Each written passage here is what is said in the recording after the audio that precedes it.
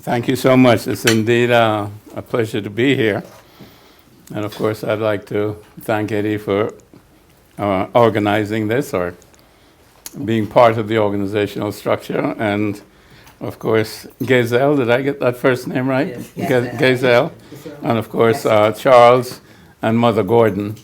I'd like to thank all of you for coming here and being part of this magnificent occasion. It certainly will be a memorable occasion for me in terms of my visit to London. Big up StreetMic. Big up StreetMic, long time. Big up StreetMic. Give him the thumbs up, like, comment, share, and also click the notification bell so when he goes live, you'll be able to be there. Keep on doing the great work. You're creating awareness. You're Big up StreetMic. Big up StreetMic. Click your notification bell. Wonderful things have been said. Spencer, I congratulate you on the quotations of my dad. Marcus Garvey said, "You black man, you were once great, but you shall return to greatness. But why? You must keep the faith.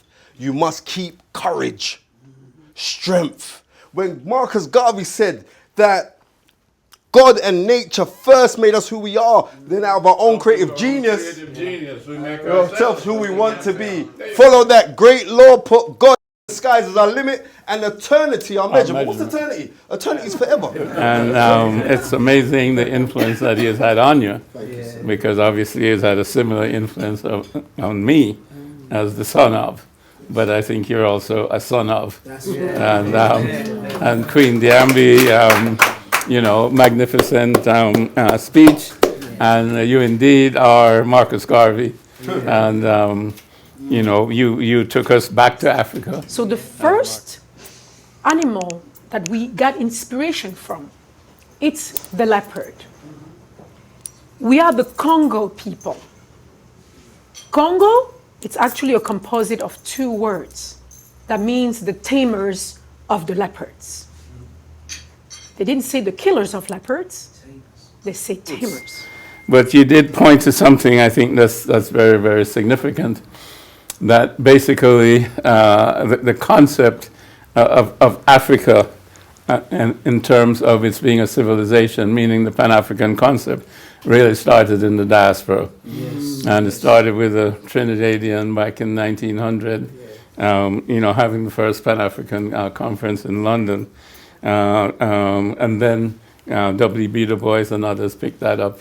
And then, of course, my father in the early part of the 20th century had the organization Universal Negro Improvement Association and African Communities League. And, of course, his whole concept was to unite African people all over the world. He had a significant experience on his own as a young man growing up in Jamaica and then traveling in the Caribbean to places like Cuba, to Central America, to Costa Rica, to Panama, and then back to Jamaica, and then going to England and traveling throughout Ireland, Scotland, Wales, and then on the continent itself. And so he saw the world. He didn't just know the world from books. He saw the world. He also went to university. And he understood the position that we were in as African people.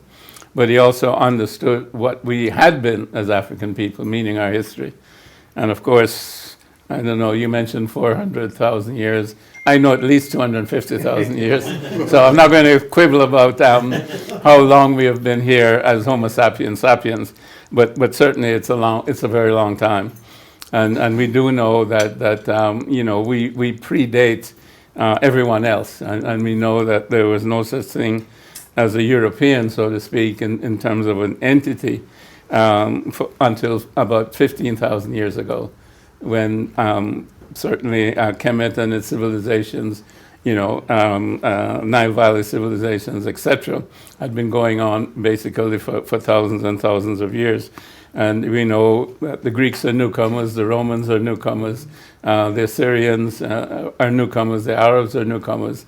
And we go back with a prehistory of at least 10,000 BC. So we're ancient people, and we brought civilization to the universe. And what we have has been a degeneration of civilization. We can't really call it that. What has been developed coming out of Greece and Rome, etc.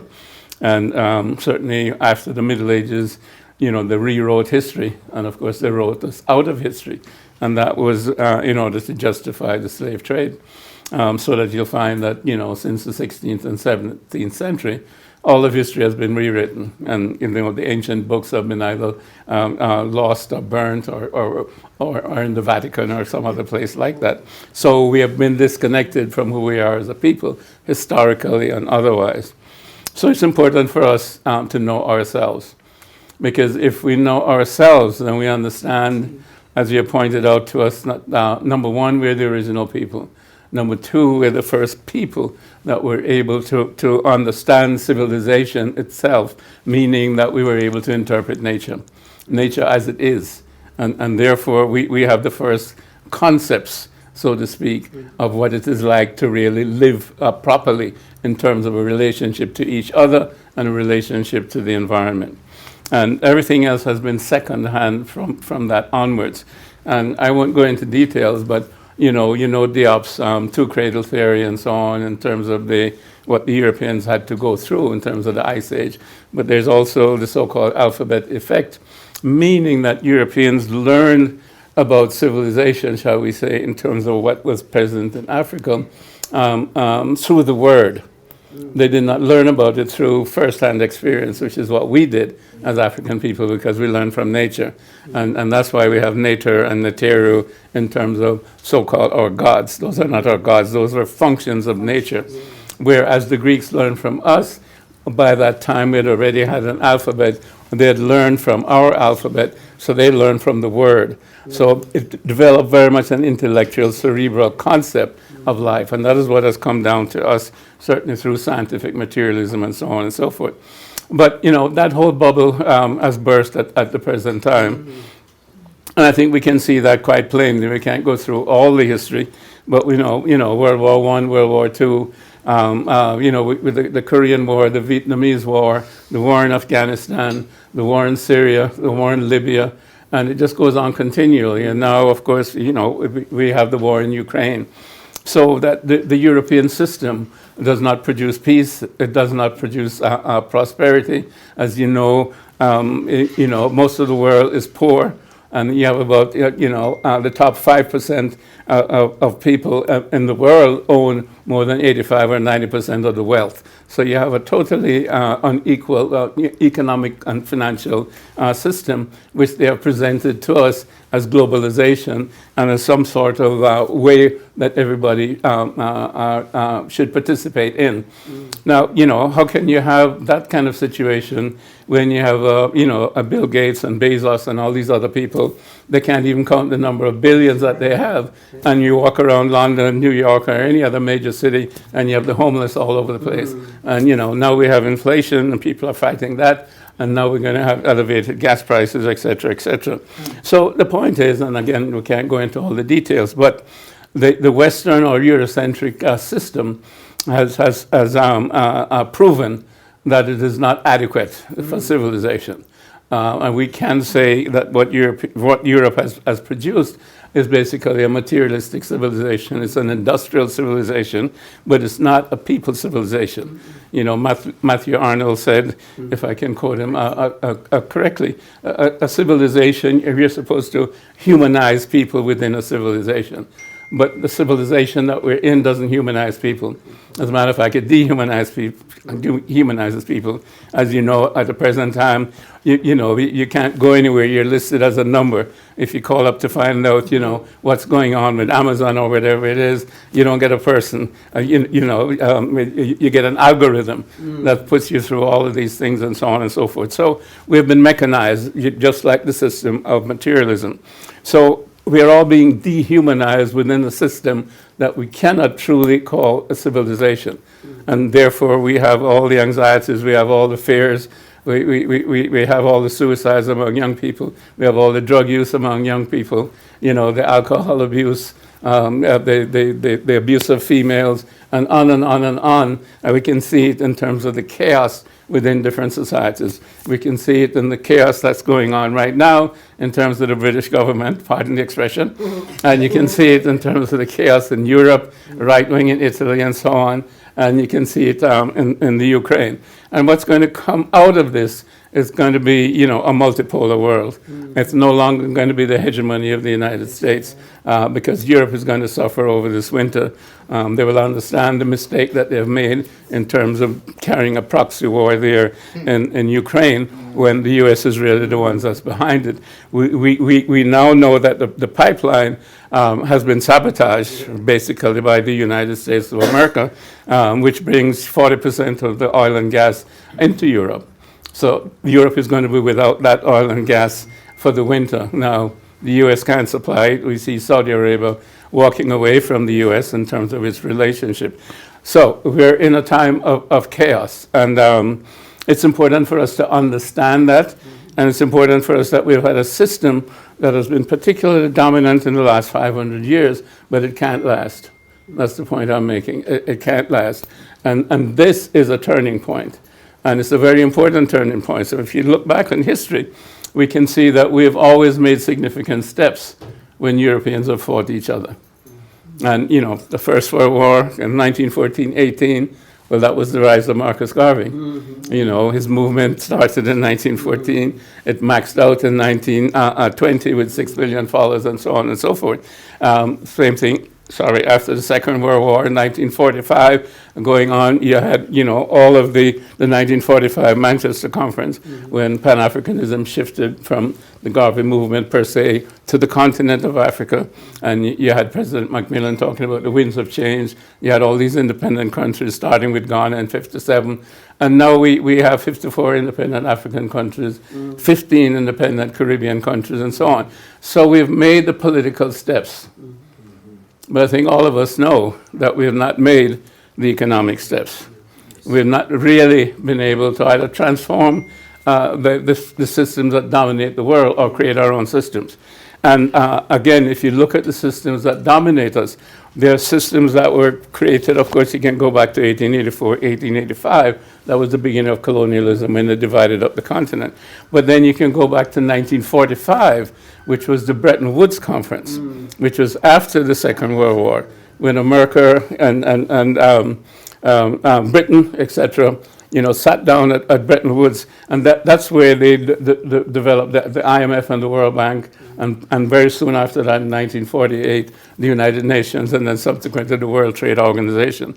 So those are the systems that have continued our exploitation. We had slavery, we had colonialism, and now we have globalization.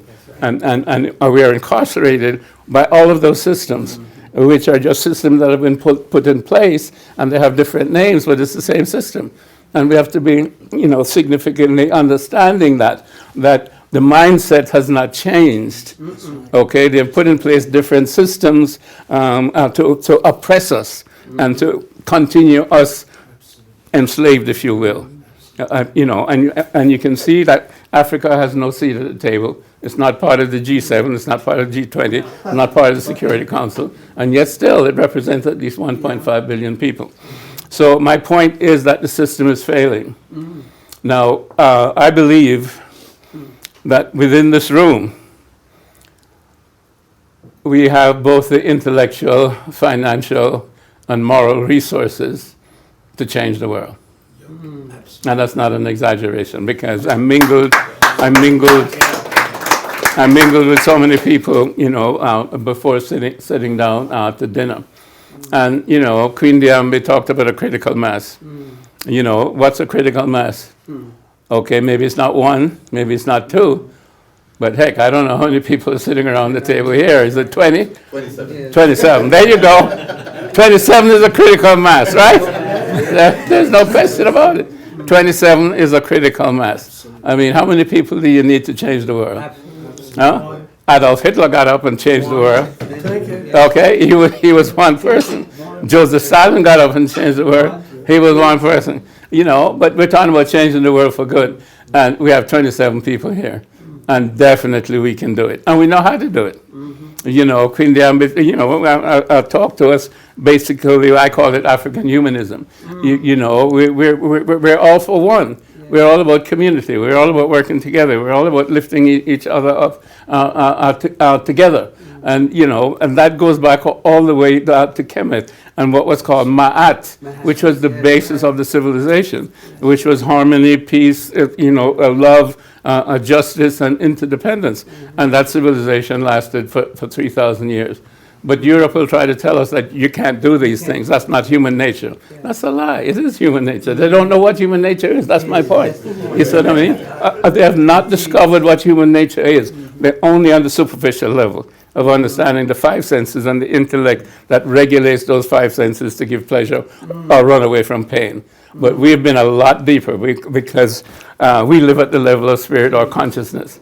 And that's where you know, they have a problem even with their own science now. When you get to quantum physics and you get to subatomic particles, now they understand that the basis of everything, all life, everything, matter, everything is consciousness. We've always known that. We've always known that.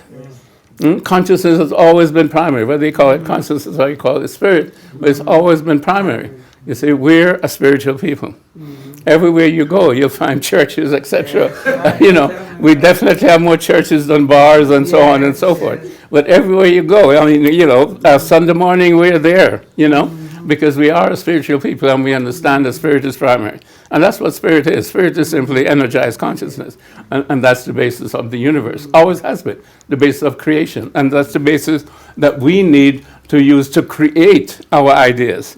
It is that energized consciousness and that ideas that come to us in that state of communion with our Creator. So, you know, we have everything. We have those basic principles. All we have to do is create the systems based on the situation that we're in to then increase our prosperity and our ability to live together in harmony with the environment and with each other. So, you know, I think that the future is bright, and I think we're moving towards a multipolar universe. I think we're moving towards a universe where Africa will take its place at the top. But I think we have to understand our responsibility. And we have to understand our capacity. And we don't have to think that we're inferior and we can't do it. And somebody else can do it, and we have to go to them to get the crumbs off the table. No, we create our own table. We have created this table. We can create our own table. And if they want to come and share the table, that's fine. But this is our table. And we put the food on the table, and we eat the food on the table, and we can invite who we want to the table, you know, and who we don't want to invite, we don't invite to the table. But we have that capacity, you know, and we have that ability. And all we then need is the commitment. And I think, Charles, I heard you say you have that commitment. And I believe that that commitment is here, you know, for all of us. So, you know, without further ado, I'll say what my dad said. Up, you mighty people. You can accomplish what you will. Thank you. Thank you. Thank you.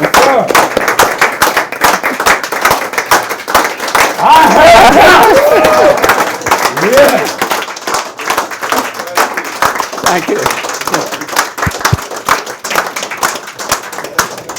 Powerful, powerful, powerful, powerful, powerful. And very factual, very true. I mean, I don't even know where to start. It's amazingly said. Very eloquently put. Yeah, politics is his most eloquent as well. I mean, socialism right there. You know what I would say, just to follow that, is because I recently set up the political party Taking the Initiative, and one of the reasons behind it was, for me, I see a lot of us upset, a lot of us crying, let's say, for want of a better phrase, about all the things that are wrong, but not a lot of us doing anything about the things that are wrong. And for me, the reasons why I kind of, because I've been through some bits and I've seen the way the system can work against us. And I think that the dumbest thing the system did with me was tick me off. Because I'm that guy. Like, I was happy in my corner making my money, doing my thing. But the minute they decided they wanted to give me a problem, I'm like, oh, you don't know who I am. You can't mess with the wrong guy. Because I will systematically dismantle your stuff. And that was, in essence, if I'm being completely honest, where Taking the Initiative was born. Because I watched the system play out, and I realised that the system's been designed in a way that's excluded us. And it's been done very cleverly. And I mean, just to pick up on something Dr. Garvey said, the systems effectively are the same, they've just changed the names. And an example of that for me was, if you take the slave trade, the modern day version of the plantation is the prison. If we go to prison, you're in there making light switches for £4 a week. Yeah, that's much less than minimum wage. All right? And then you look at the police. The police are effectively the slave catchers. Yeah, and what they do is they can't be as blatant. They can't be lynching us anymore, because that's obviously going to cause uproar and confusion, and they know that if it comes down to it, it only takes one of us to beat 5 of them, so it's a problem. So when you take it all the way back, what I realised is they've put in laws. They've got over 1 million laws. And when I'm sitting down looking at these laws, the truth is everybody breaks them. You can't not break the law. The reality is, in certain areas, you don't get caught breaking the law because they're not policing those areas. And if you sit down, and I'll give an example, being Bromley, Kent. You can not have insurance on your car, and you can drive around in Bromley, Kent, probably for 6 months. You won't even get stopped. You move to South London, more the suburban areas, Peckham, New Cross, you're lucky if you make it to the end of the road. Yeah, and you'll be stopped, you'll be arrested, and you'll be locked up for up to 6 months for not having insurance on your car. So what they've effectively done is changed the way, but still using the same systems to basically enslave us. Because ultimately, and what they're doing is certain areas, the suburban areas, don't really bother with them. No yellow lines. Yeah, well, parking, everything, it's all a problem. Yeah, but in other areas where we're more dense, there's a lot more policing. I mean, and I'll give you an example of that again. If you're in Peckham, every 5-10 minutes you'll hear a police siren up and down the road. If you're in Bromley, you'll probably go 2 or 3 days. You know, and those are the things to me that we need to kind of just be conscious of, because at the end of the day, I think it's happening under our noses. But what I observed is that a lot of us can't even see what's going on under our noses, and this is why for me it was important to kind of do what I can to kind of A, make it a bit more visual, but B, do something to change it, because all of those laws that are impacting us all come from the political system. So effectively, if we want to change the laws, we can't be sitting outside the club throwing stones and asking them to change it. We can protest till we're blue in the face. And all that will do is wind them up, and it will give them a reason to say, all right, look at them acting disorderly. But ultimately, it doesn't change anything. Then we'll get a pacifier, which will probably last all of 20 minutes. And then they'll go back to doing whatever they're doing. So the only way we're really going to change things is if we're inside the system. And the only way we're going to get inside the system is through the political arenas. We need to be dictating what laws are written and how things are happening that are impacting us and our kids. And the only way we're going to do that is to get inside. And we can't do that with Labour and Conservative, unfortunately, because the truth of the matter is their party lines aren't ever going to be in line with our party lines. So the problem that we'll always have is, even if we get to a certain position within those organisations, the issues that will always be there will be the case that when we speak up too loudly about subjects that are impacting or affecting us, that we'll be backbenched, we'll be disgraced, so we'll never ever be in a position where we're actually in a position to make change. And so for me, the only way that we could physically bring about that change was to have our own, which is why Taking the Initiative Party was born. And a lot of people come to me, and it is that exact statement that you made, Dr. Garvey, that, you know, it can't be done, you're never going to change it, like there's all the reasons why not. And I understand that philosophy, but that's never been me. I don't know what can't be done. I only know what can be done. And my thing is, it's a step at a time, but you're going to make the change. And so for me, it was just a case of we need to begin at the very least. We need to start somewhere, because we're not going to change it by sitting back crying about what's wrong.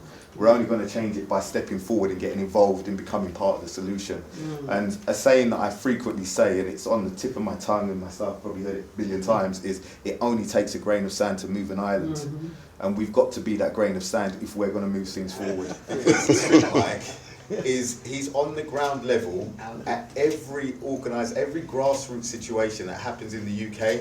This man is there with his camera, making sure that the history is getting logged. And I just want to say a special thank you to him because he's come here today just to come.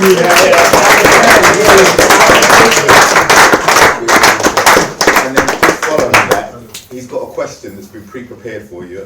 I know we're running over time, so I'm not going to keep you too much longer, but I just want to, okay. Thank you very much for giving me this opportunity. I actually had 10 questions to ask you, but I'm not going to do that. I'm only going to ask you one question.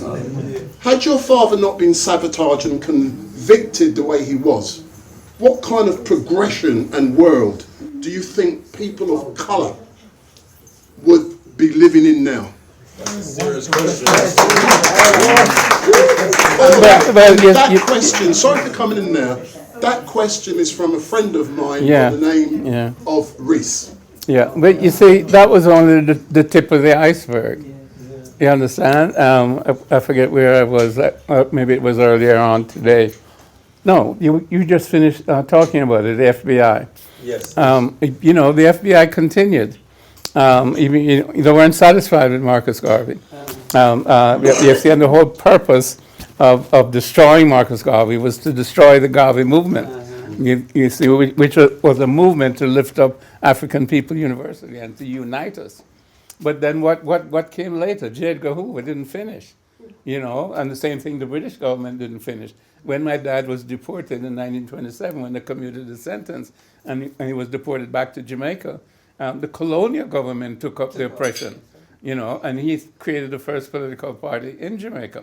But then part of the platform was that if the British judges, you know, were corrupt in terms of how they were behaving, you know, they should be impeached and sent back to Britain. Well, of course, the governor thought that was treason. So they charged him with what was the charge? But they ended up putting him in jail for 3 months. You see, but he won his city council seat even while he was in jail. So this continued with Marcus Garvey, okay, right to the end. I mean, he was never obviously allowed to go back to the United States or anything like that. And the mail was being tampered with because it was the royal mail, it was the British mail. You know, they took money out, letters didn't come, letters didn't go, da-da-da, da-da-da. But then you follow the sequence of J. Edgar Hoover. So who was it that came up next? It was Malcolm X that came up next. It was Martin Luther King that came up next. Both were assassinated. You know, and then if you look around the world, well, you can go on to the Black Panthers and so on and so forth, and you come right up. You know, and you look around the world. You know, what was it that happened to Kwame Nkrumah? Who instigated the coup? We now know it was the CIA, right? What happened to Lumumba? We know it was the CIA.